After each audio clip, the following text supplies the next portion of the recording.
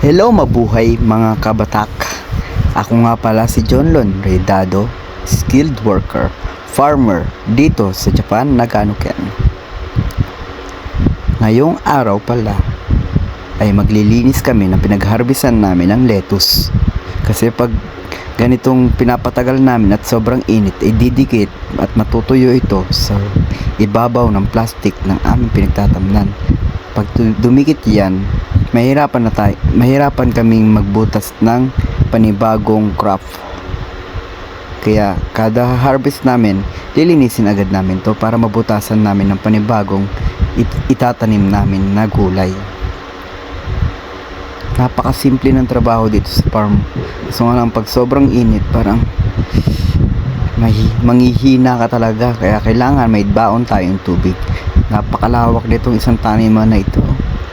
23 nga pala ang taniman namin. Iba't ibang tanim namin. Pagka-harvest at bubutasan, tatamnan agad namin para umabot siya ng 2 months, panibagong harvest ulit yun. Kasi end of season namin dito ay November at ang pagbalik namin is March na, kasi taglamig na, nag-snow na, hindi na kaya mabuhay ng aming mga gulay na itinatanim. Tara, samahan niyo ako maglinis. Sipag-sipagan tayo mga OFW.